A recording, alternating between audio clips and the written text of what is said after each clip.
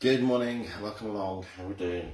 Today is Thursday, it's the 16th of March 2023. That means it's just a week until we're three ourselves. Get a quick cup of tea. Oh, feeling delicate this morning, as in tired. As a charity event last night with Kate and a couple of friends and Steve Davis, the snooker player. Didn't get to bed, didn't get to sleep till about 2 o'clock this morning. So feeling a little bit tired at the moment. Hey, it's another day, so let's get ourselves G'd up. Let's get ourselves boosted circulation-wise, mobilised, and I'll be ready to take on the day. How you doing? I know it's early, so I'm not sure if we'll have anybody joining us live.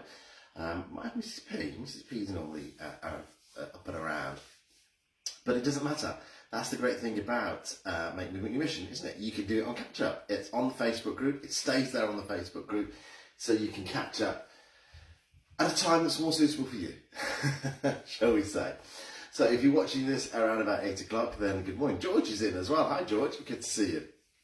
If you're going to be watching this on catch up around about 8 o'clock or later, then hi, good morning to you. If Sheila joins us at some point, then I hope Japan is going amazingly. You're having a wonderful time. And this, as I say, is our 8 a.m. movement snack, just a little bit earlier at 7:15. So quite a bit earlier, really. Say a little bit earlier. It's not like 10 minutes or so, is it? An hour and a quarter earlier than it normally would be.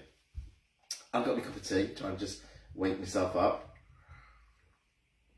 If you just joined us, I was just saying I was out at a charity event with some friends and Steve Davis, the snooker player, last night, and didn't get to sleep till about 2 o'clock. So I'm running on air at the moment and tea, but we'll get there. This is going to G me up, this is going to mobilise me, this is going to be ready for the day. So listen, we'll get ourselves going, shall we? It must be 6:45 now already.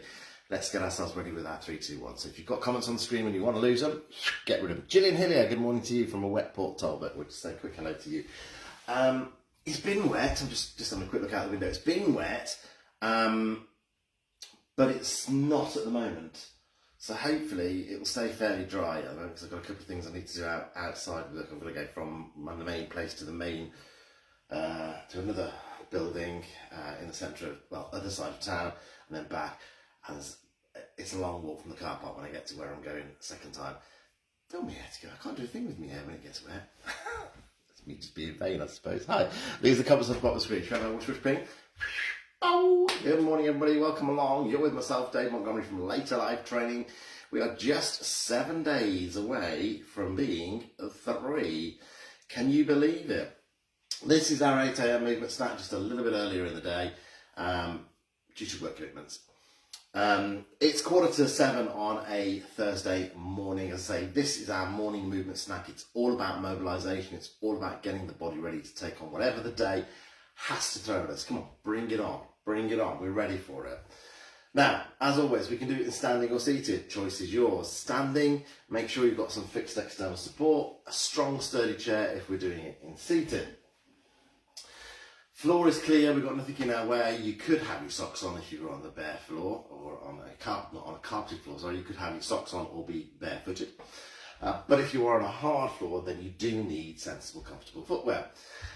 Starting with our circulation boosting, that's what it's all about to start off with. Seated is exactly the same as it is in standing position-wise, and most of the movements are exactly the same as well.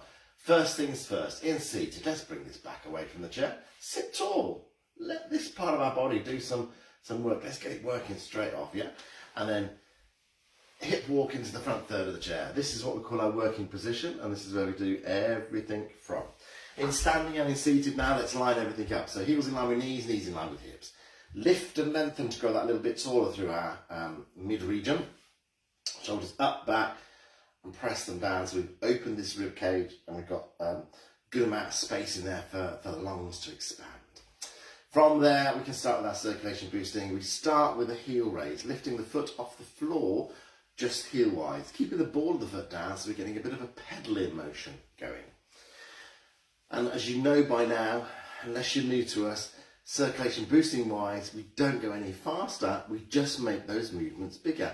We still keep them controlled, we still keep them flowing, but we can start to bring the foot clear of the floor. Just a small way, just above the floor about an inch or so, that's all. Doesn't have to be a huge thing to start off with. Exactly the same in seated, remembering that if you get any discomfort into your hip flexors in seated, you can always come back into that heel raise. Now let's take it a level up again and start to lift the feet a little bit higher. And that's going to give us the opportunity to start to point the toes down towards the floor. So we can get the calves engaged, we can get the ankles starting to mobilise before we focus on them later on. Pop an arm in.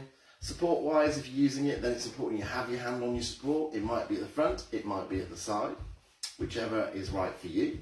We change hands, so if we're using support, we need to make sure the hand comes down onto the support before we change it to the other hand. If we're not using support, then you can just change as you wish. If your support's to the side and you've got no support on the other side, then it's slightly different. You're going to lose the arm on one side, take as many steps as you need to start to turn, putting both hands on the support as you come level with it, and then you carry on turning. And once you've turned, that's where your other arm can come in. Then we can take both arms in. Both arms, both legs, if we so wish. Now we've got more movement happening in the body, and that's what's made the intensity bigger. Again, we haven't gone any faster. We haven't necessarily made the feet and the legs any bigger than they were just when we accelerated them up a little bit. But we've added more movement in, and that's what's increasing the intensity. Now we can start to make the arms a little bit bigger if we want to, reaching forward a little bit more, keeping this flowing, steady movement going. Should start to feel that we perhaps feel we need to breathe a little bit heavier, and that's great, that's what we want. We might feel the heart beating a little bit faster. Again, that's what we're looking for. We're looking to get that heart pumping the blood around the body, taking the oxygen to the muscles where we need it. We're warming those joints and we're warming the muscles, ready for what we're about to do, but also ready for the day. Now, 2 minutes, 3 minutes max is what we're looking for here. So as we get towards that, let's start to bring it down. Bring the arms down a little bit smaller and then take them out. Bring the feet back down to that smaller movement. Back into that heel raise. And from there, we can bring it into a pause. Might want to take a couple of deep breaths, might not. And now we can move into our first set of movements. Base and support wise, heels in line with knees. Soften those knees, yeah? And exactly the same in seated. Come a little bit closer, we're talking about shoulders and head here. Eye line staying level, lift the shoulders towards the ear and then press them back down past where you started. So we're a lift and we're a press. And this is about getting some movement into those shoulder joints. Make sure the neck stays lengthened, so not bringing the ears down and making the shoulders come up and down. And you'll see it's a straight up, straight down movement.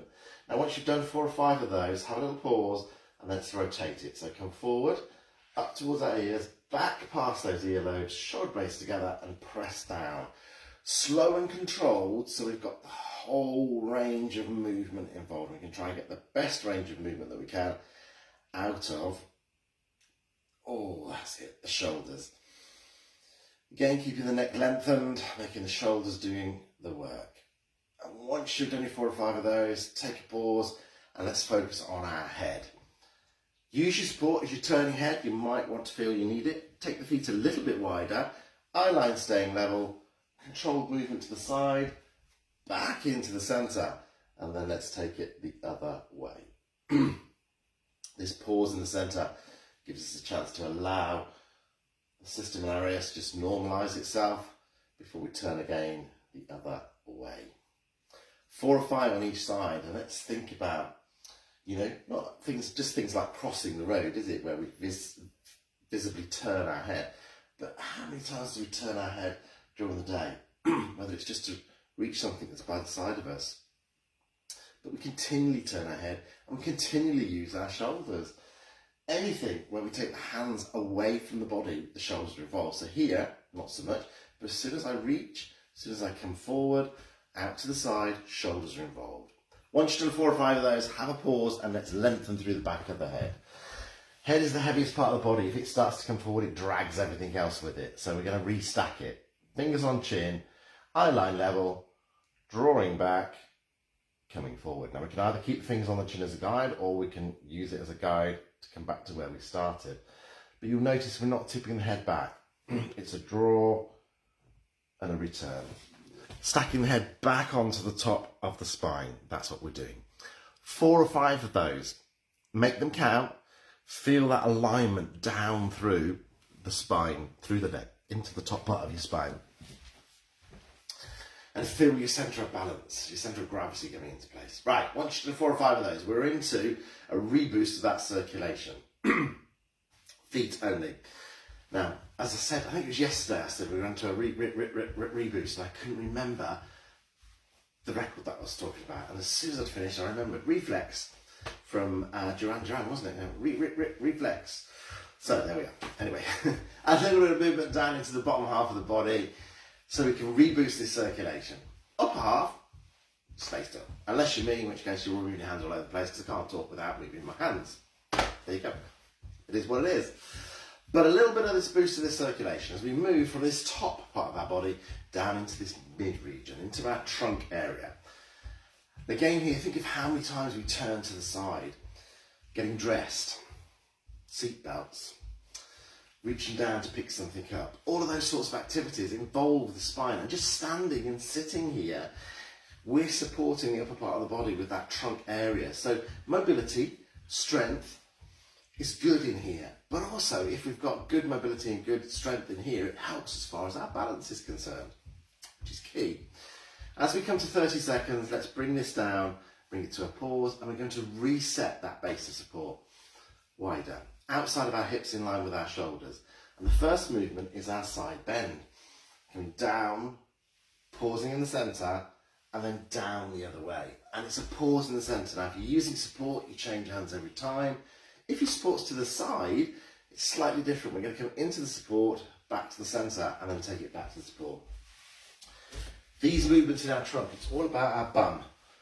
So in our chair, we keep the buttocks firmly on that seat as we reach down, pause, and then reach the other way. The buttocks staying in contact with the chair, so we're not leaning, we're reaching, and we're lengthening down the opposite side of the body. So as I reach down on this side, this part of my body lengthens. 4 or 5 on each side is what we're looking for. And as I say, in seated, think about your sitting bones. In standing, it's all about the hips staying still. Fairly easy to keep your hips staying still in that movement if you keep your feet flat on the floor. In standing. Now, in seated, we use the bottom as an indicator. As we move into our second movement, which is our trunk twist, the bottom becomes more crucial to us. So now, in this seated position, as I rotate to the side, I can feel through the weight into my buttocks. If that weight is changing from side to side, then I know I've got movement in my hips. In standing, I need to focus on it. So in standing, I'm focused on keeping those hips still. That therefore means that what I could do is use the support, either put my hips against it at the front or my bottom against it at the back, and let that tell me when I've got movement into the hips. Are they turning? Are they rotating? Because we want everything into this area. And we're looking for 4 or 5 of these on each side. And take it to where it's comfortable for you. Try and get the best range of motion you can, but focus on these hips not moving. As soon as we start to move the hips, this is what starts to happen. We twist through that knee, and we want to avoid that. 4 or 5 of those done. Tick them off. Let's go into the lower back. So here, it's about keeping those knees soft. Lifting and extending, making sure this pelvis stays still this time. So we're not tipping it. We're not leaning back. It's about a lift and an extension. Again, in standing, you might find your support helps you in there. And keep your knees soft, because that's going to help that as well. In seated again, I feel it through, this time the bottom, but also the top part of my thighs, because as I come back and draw back, I can feel it through the way that my bottom and my thighs are touching that chair if I've got movement into those, into that pelvis area. 4 or 5 of those is what you're looking for, and once you've done your 4 or 5, getting the best range of motion you can, have a pause, back into a circulation reboost, arms only. Now, if you're in seated, standing is not where you're looking to get, then here's an opportunity. Have a look at one of those other trunk movements again. Have a look at the head and shoulder movements again. Perhaps go over one of those. Get a bit more mobility out of it if you can. We're going to head into our ankle, feet and toes. Last trio, loosely a trio, but really important. The ankle plays such a huge part in our stability when we're in standing. It's mobility, it's flexibility, it's strength. We're going to focus on the mobility of it so we can getting it used to moving and reacting to the floor beneath it. As we come to our 30 seconds with these arms, let's bring them down a little bit and then bring them to a pause. Thinking about our feet. Standing, use support, focus on getting the best movement, not balance, okay? Standing with your knee slightly soft. Eye line's going to go forward as we lift the foot, put the toe on the floor, and lift to put the heel in the same place. And you've got the opportunity in the heel position to splay your toes, as you go over, scrunch them, and then point them down towards the floor. 4 or 5 on one side and then turn to the other. Seated, we can do that same movement. Just need to adjust the legs a little bit to give ourselves the room to be able to do it in. But there's our toe and there's our heel. Or we take a little movement back into the chair. Still sit tall, don't allow yourself to lounge back into it. Extend the foot away in front and then lift it off the floor about 1 inch, 2 inches at the most. Point it away, bring it in towards the shin. Scrunch the toes here, splay the toes here. And we're simulating that movement that we get in a standing position. Now, really important here, it's not about strength. So if you need to pop the foot down and have a rest between every one or every couple, do. And don't let that leg drift up. And once you've done your 4 or 5 on one side, reset to the other, and away you go again on that other side. Trying to get that best range of motion, but focusing on sitting tall still. In standing, we're standing tall. In sitting, let's sit tall, yeah? Get ourselves in that best postural position that we can. Now, in standing, once we've done our 4 or 5, we can take a few steps through because this is that movement exaggerated. The heel onto the floor, rolling through onto the ball of the foot and onto the toe on the back leg. So as this other leg comes forward with the heel, I roll onto the ball of the foot and the back foot comes up onto the toe. That is our walking. And keeping those heels and ankles mobilised is going to allow us to react to the floor underneath us. So as that floor changes, we can react to it because we've got the mobility in there. If it's stiff, then we get this motion here, don't we, where we feel a bit unsteady. Whereas if I've got movement in there, I can allow it. And think about uneven pavements, that sort of thing. Yeah, there you go. That is your 8 AM movement snack for this Thursday morning. I think I'm with you at 8 o'clock tomorrow morning. I think I will let you know later if it changes because Aoife is with us overnight and through the weekend, so I might have to take her to school in the morning. Depends whether my son's got a driving lesson to teach. Have a great day, stay active, stay moving, stay crowbarring additional activities, and I will see you tomorrow morning. Have a good one, everybody. Toodles.